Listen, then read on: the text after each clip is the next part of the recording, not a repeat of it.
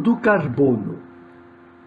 O carbono se fixa no solo a partir do CO2 que é absorvido do ar pelas plantas na fotossíntese e nas águas do oceano pelo fitoplâncton. A matéria orgânica é constituída por átomos de carbono e, quando morta, se sedimenta, como aconteceu com os dinossauros soterrados com árvores e plantas na orla marítima. Houve uma transformação, resultado da ação bacteriológica longe do ar, ação de milhões de anos, provocando o aparecimento de combustíveis fósseis, como o petróleo, como o xisto bituminoso e como o carvão mineral, que são chamados de recursos naturais não renováveis. A queima desses recursos não renováveis e a queima das matas, recurso renovável, produz novamente o CO2, que vai para a atmosfera. A respiração e a decomposição de animais também produz gás carbônico. A equação da fotossíntese está na primeira equação aqui representada.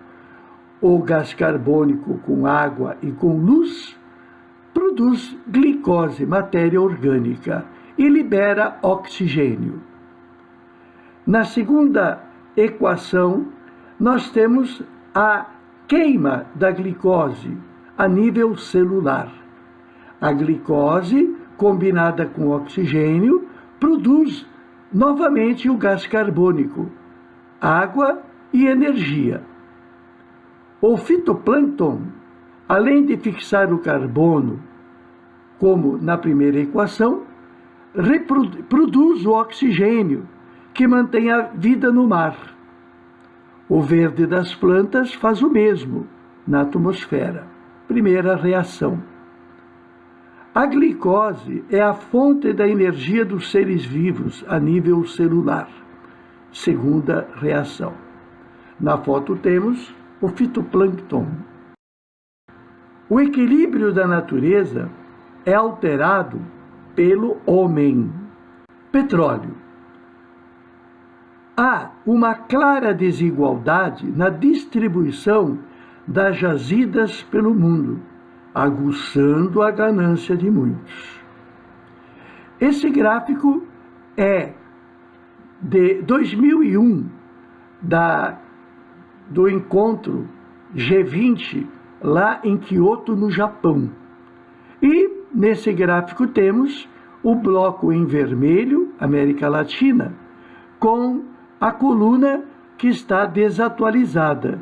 Depois da descoberta do pré-sal, a coluna em vermelho, que era na época basicamente resultante da produção da Venezuela, um pouco do Brasil, ela teria que aumentar, ficando bem próxima do tamanho da coluna azul do Oriente Médio.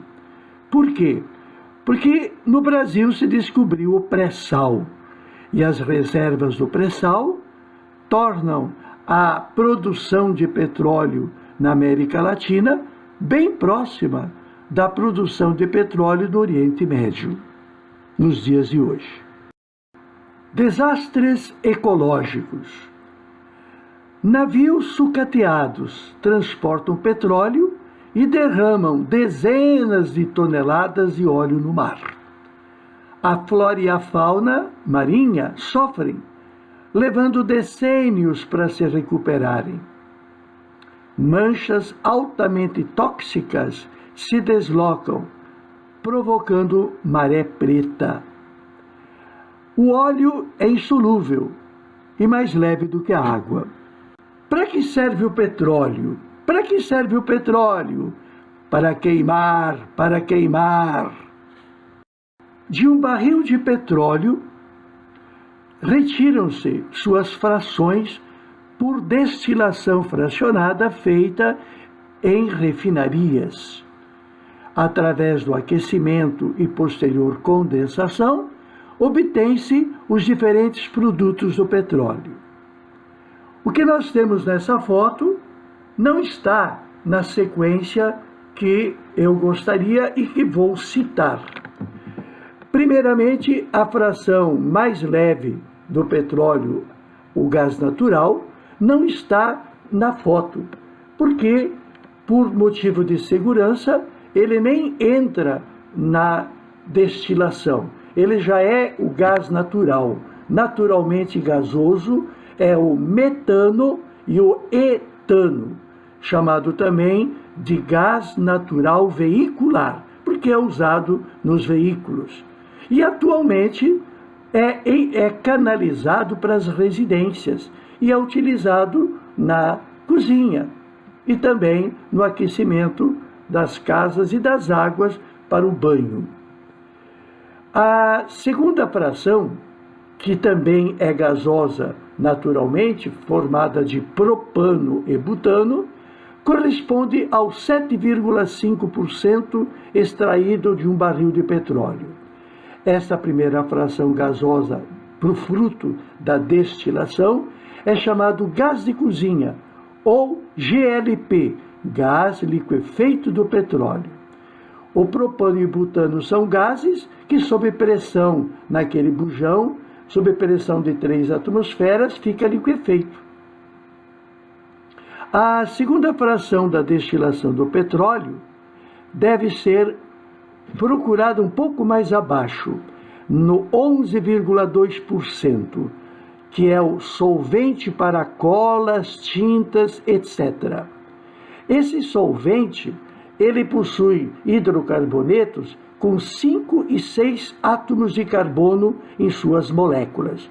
Como diz, é solvente. É a única fração extraída da destilação do petróleo que não é usada para queimar. O solvente é usado para dissolver. Também entra na composição da cola de sapateiro. É chamado também de benzina, porque nesta mistura tem também parte de benzeno, C6H6, que, lamentavelmente, muitas crianças de rua cheiram nos semáforos. A terceira fração de petróleo, aí sim, é a gasolina. A gasolina, representada aí por um posto de gasolina, a gasolina é uma mistura de hidrocarbonetos que contém em suas moléculas de 6 a 12 átomos de carbono. O combustível para aviação, que está logo abaixo, também representado por uma bomba num posto de aviação, o combustível de aviação tem os últimos 2 componentes da gasolina, que são moléculas de 11 e 12 átomos de carbono. Compõe, e com gasolina, esse combustível para aviação, compõe 16,2% do barril. E o último desta foto, à esquerda, representado com outros 5%, é o querosene, que era utilizado e é utilizado ainda nos lampiões a gás e na aviação. Então, esses 5% poderiam compor com os 16% gasolina e combustível de aviação. A próxima fração que estou falando, pela ordem crescente de peso molecular, que automaticamente terá ordem crescente de ponto de ebulição, que terá automaticamente ordem crescente de saída da mistura, para posterior condensação separada. Por isso chama-se destilação fracionada do petróleo. A seguinte fração extraída do petróleo, aí sim é a primeira do lado direito, constituindo 33,9% do barril de petróleo. É o óleo diesel, que possui em suas moléculas de 13 átomos de carbono a 15 átomos de carbono. já queimam com certa dificuldade, porque a queima será a produção de CO2. Aqueles 13 a 15 átomos de carbono têm que ficar isolados dos outros para formar uma molécula de CO2. Claro, o motor a diesel tem as suas diferenças do motor de gasolina. Na sequência, em peso molecular, temos que descer para a quarta figura à direita, representado pela chaminé de uma fábrica, é o óleo combustível. O óleo combustível tem de 16 a 18 carbonos em suas moléculas. Já queima com bastante mais dificuldade. Esse óleo combustível é usado em caldeiras, padarias ainda a caldeira a gás, e é usado na indústria e principalmente em reatores para produzir energia elétrica de forma térmica. São usados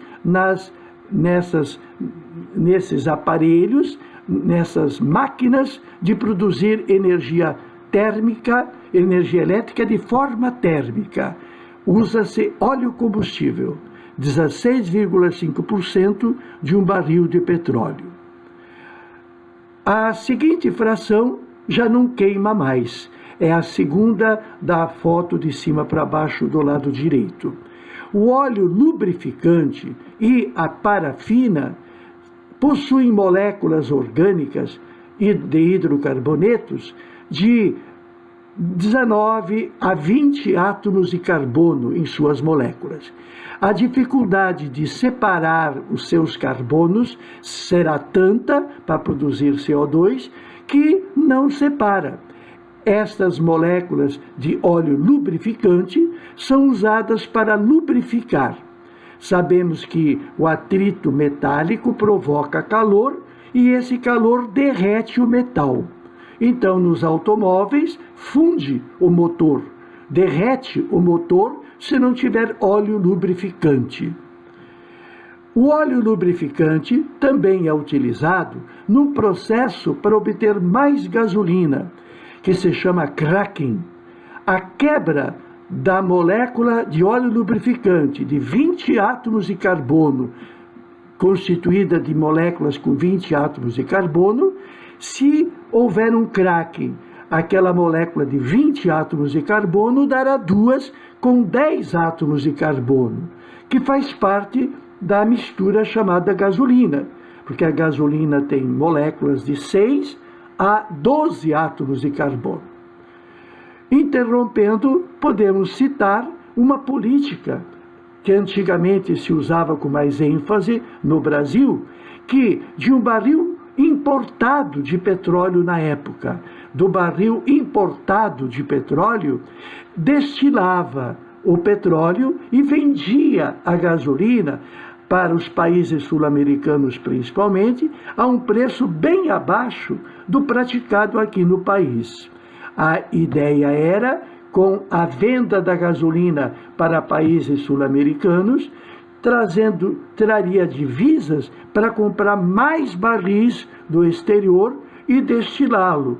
Seria e é uma forma de subvencionar o óleo diesel, que seria produzido com o petróleo vindo de fora pela venda barata da gasolina.